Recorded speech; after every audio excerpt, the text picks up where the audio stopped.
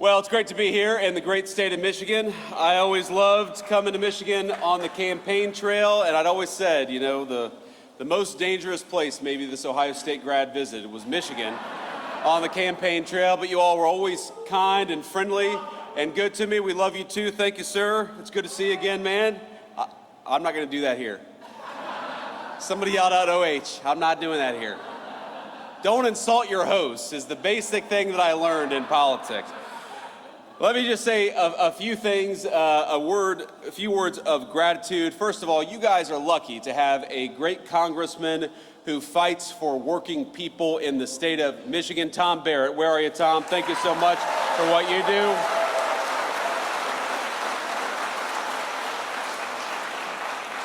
We talk a lot about the working families' tax cuts. We talk about no taxes on overtime, which we are proud to deliver. No taxes on tips, which we are proud to deliver. The lowest taxes that we've had in this country in a very long time because Tom Barrett went to Washington and fought for the people of this district. Thank you so much, Tom, for everything that you do.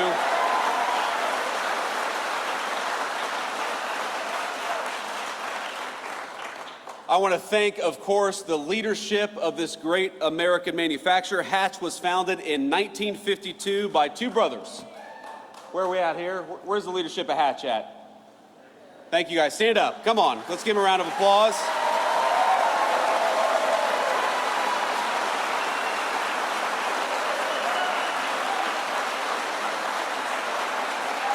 Thank you, guys. I got a little tour with Daniel Craig and Wally earlier today. Thank you guys so much. I'm not going to try to pronounce your last name, Wally. I don't want to insult you or look like an idiot in front of the TV cameras, but you guys, this is a great facility. So it started, of course, manufacturing parts for M1 rifles for the American warfighter, and now it manufactures all kinds of automotive components that we rely on each and every single day. And one of the things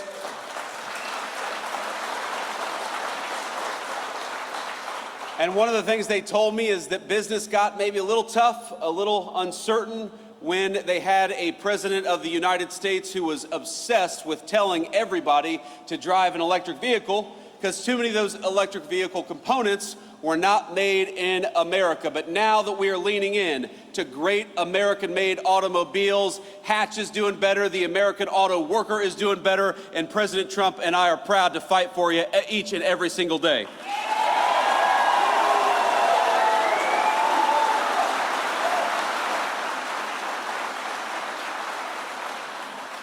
I've also got to thank our incredible Secretary of Labor. You just heard from her, Secretary Chavez DeRaymer. Let's get a round of applause for the great Secretary of Labor.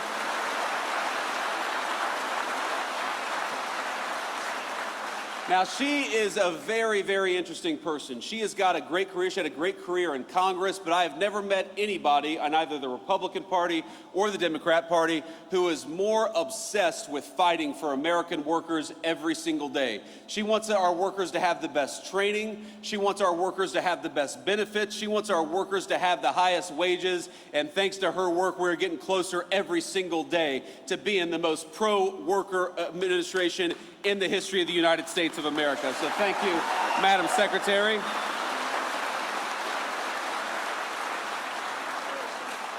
We also have Michigan GOP Chair Jim Runstad. Where's Jim at? Jim, thank you for everything that you're doing. Now, Jim did such a good job during the last election in 2024 that the previous GOP chair, Pete Hegstra, is now our ambassador to Canada. So if you do a really good job, man, you might just get a promotion. Who knows? But he's doing a great job here in Michigan, and we're going to fight with him for the next couple of years to make sure that we're electing candidates who actually serve the interests of Michiganders and serve the interests of the American worker, and that's what we're here for, and we'll never forget it. So I want to say just one thing about my friend Charlie Kirk. I want to talk about Charlie Kirk for a little bit. And the last group I want to have be recognized here is we have got a lot of kids, and I hate to call you kids, but when you're 41 years old, you guys are kids. TPUSA is a great organization founded by my friend Charlie Kirk that takes the message of free speech and conservative values all over our college campuses here in the state of Michigan and elsewhere. And we've got some proud TPUSA folks here. Would you guys stand up and be recognized by the crowd? We love you.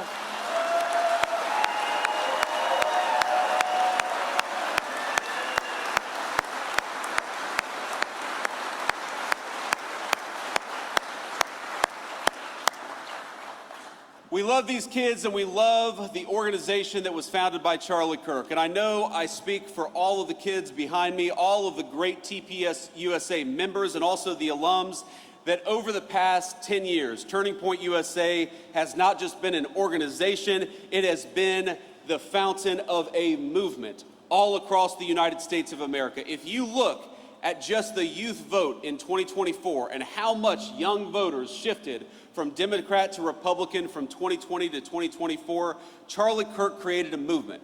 And that movement made Donald J. Trump the President of the United States, and it made me the Vice President of the United States. I would not be here without Charlie.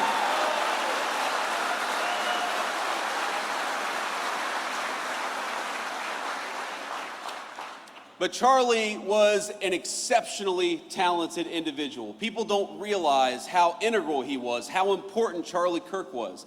He helped us staff the administration with solid people like Secretary Chavez DeRemer. He made sure that when we hired somebody, that it was a smart person, but it was also a kind and decent person.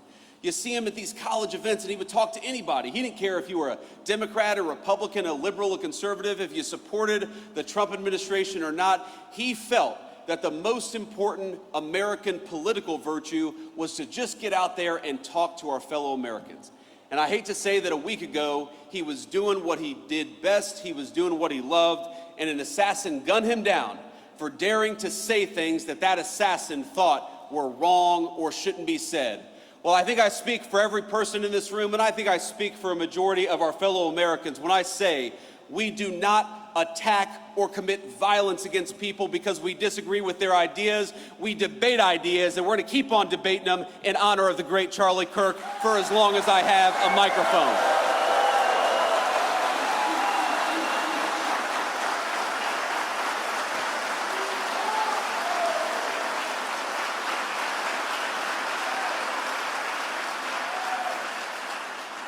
But the last thing I want to say about Charlie, my friends, is he was more than a political organizer, more than a person who literally helped make me the Vice President of the United States. And I'll never forget it, Charlie, that I would not be here were it not for you. He was a good guy. He was a good friend. I mean, all of these people who have been involved in TPUSA, you know, Turning Point USA, it wasn't just a debate society. It wasn't just a political organization. It gave these kids a sense of home and a sense of purpose in often very hostile places.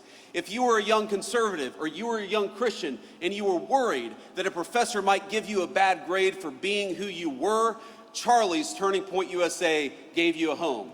If you were worried that you had an idea that was maybe disfavored by your social group, if you were worried that you believed something that was just a little too controversial for a college campus, Turning Point USA gave you a home, it gave you friends, it gave you moral support, and that is what I think must live on in the wake of Charlie Kirk's death. I have friends who met a husband, a wife, a boyfriend, a girlfriend, who met the best man at their wedding at Turning Points USA because it was an organization of patriots dedicated to making this country the very best country that it could be.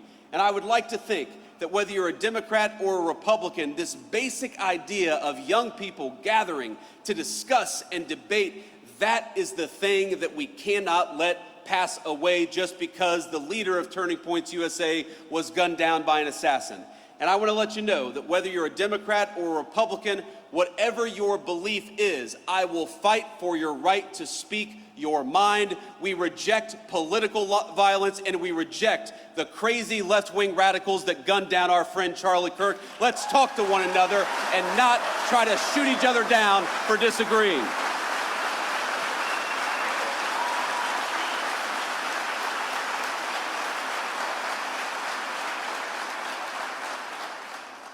You know, one of the things that Charlie worked on very, very hard was the very bill that we're going to talk about today. I remember having so many phone conversations, so many text conversations with Charlie about how to make the bill better, about how to do more for working families. Because you know what, Charlie, he believed exactly what I believed and exactly what the President of the United States believed, that we have got to rebuild the American dream, especially for our young people, which is why this big, beautiful bill does so much to bring American manufacturing back to the United States of America.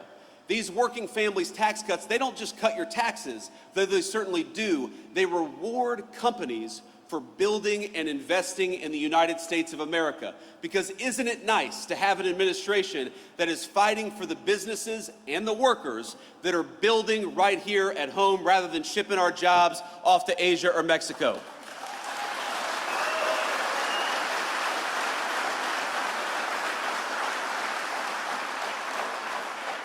We fought for no taxes on overtime and no taxes on tips because we want you to keep more of your hard-earned money.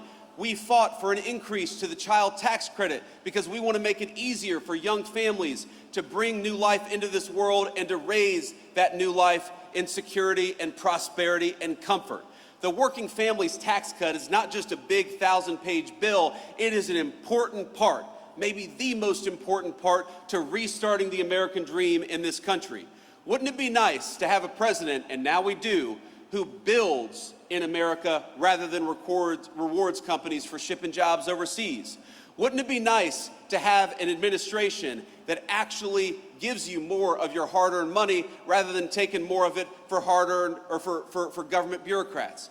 Wouldn't it be nice to have an administration that fights for your ability to keep more money in your pocket? Wouldn't it be nice to have an administration that punishes corporations that ship our jobs overseas, but rewards businesses for building right here in the great state of Michigan? That is what we promised to do, and that is what we're doing every single day.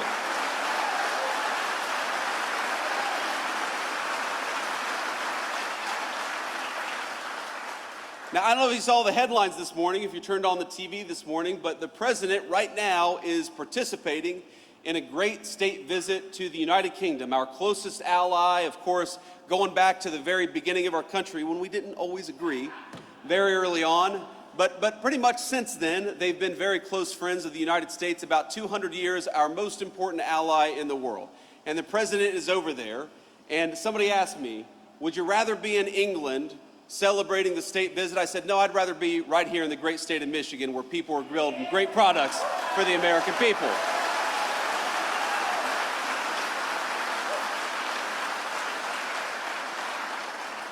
So with all due respect to our great president and all due respect to the King of England, I am so proud to be right here where I am today, with all of you talking about all of the ways in which we can continue to build an America that works for normal Americans again. And that means a lot of things.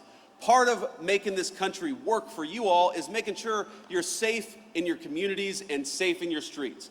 And one of the proudest things the President of the United States has done in Washington, D.C. and in Memphis as of a couple of days ago is to send the National Guard to take back American streets. We deserve to be safe in our communities again, and that's what the President is making happen.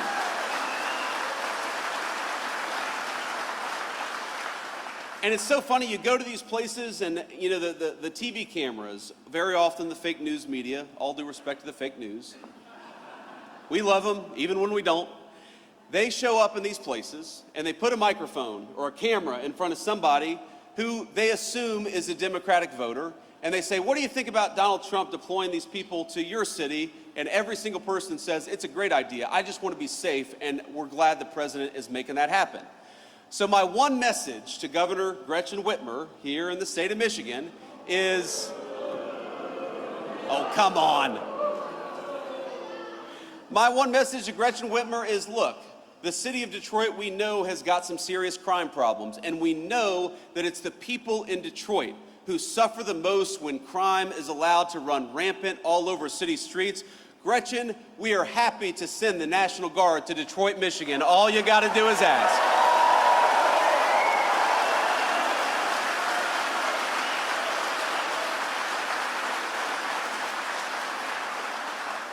We got to remember, the streets are safer when law enforcement is allowed to put the bad guys away. And just as we want to protect your job and we want to make sure you have a good wage when you work hard, we also want to make sure when you go home, you can enjoy your neighborhood and enjoy your community and safety. You know what else we want to do? We want to make sure that our young people stop dying of this terrible poison, this fentanyl and other drugs that are being brought in by these cartels.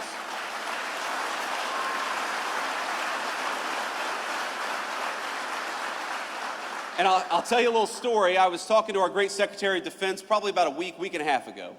And this was right after we lit up a narco-terrorist boat that was trying to bring drugs into the United States of America. And I gotta tell you,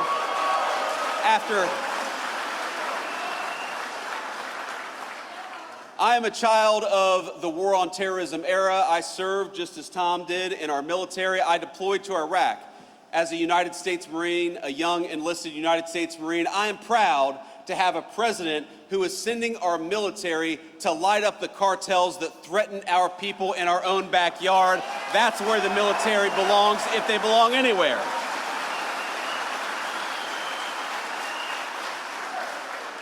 So I was talking to I said Secretary of Defense, but our new Secretary of War, Pete Hegseth. And I was talking to Secretary Hegseth, and you know what he said? He said, you know what, Mr. Vice President, we don't see any of these drug boats coming into our country. They've completely stopped. And I said, I know why. I would stop too. Hell, I wouldn't go fishing right now in that area of the world. But that is what a military that is dedicated to its purpose and a commander-in-chief that is dedicated to the national good can do. If we just have our actual government fighting for the interests of Americans and nobody else, we can make this country safer, we can protect your jobs, we can make sure you've got the best wages anywhere in the world, and we can stop this terrible poison from coming into our country. We just needed a president who was willing to fight for you, and now we've got one.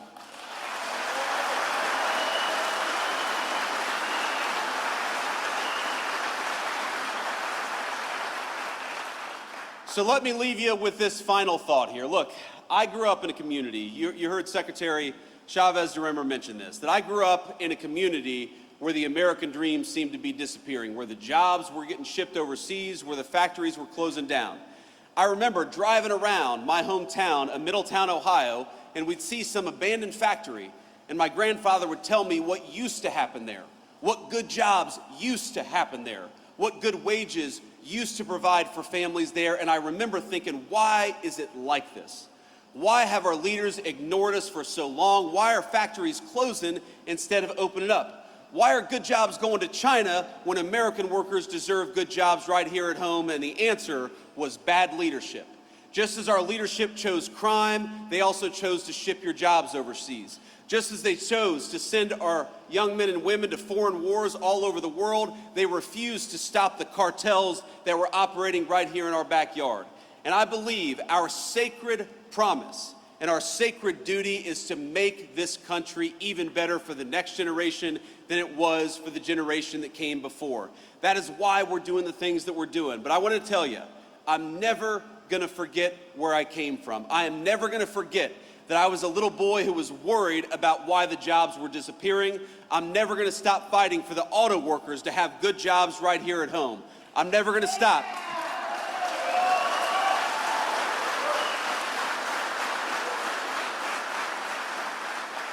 I'm never going to stop, and neither is the President of the United States, from fighting for your public safety, for your good wages. We're going to fight for when you send $1 to Washington, D.C., that we spend it wisely. We're going to fight for you to have low taxes. If you're working hard, we're going to fight for you to keep as much of your hard-earned money as possible. Because I believe that the American dream belongs to American citizens, not to illegal aliens, not to drug cartels, and it doesn't belong to foreign workers. It belongs to workers right here in the state of Michigan.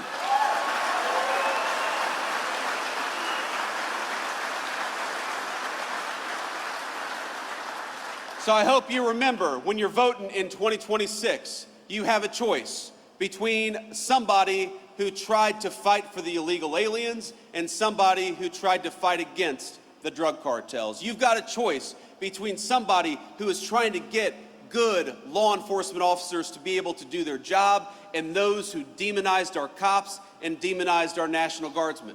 You've got a choice between politicians who shipped your jobs overseas and politicians who fought to keep good American jobs right here at home. Ladies and gentlemen, in November of 2026, we are going to have to make a choice. Let's make it for America, for our workers, and for our families. God bless you all, and thank you for having me.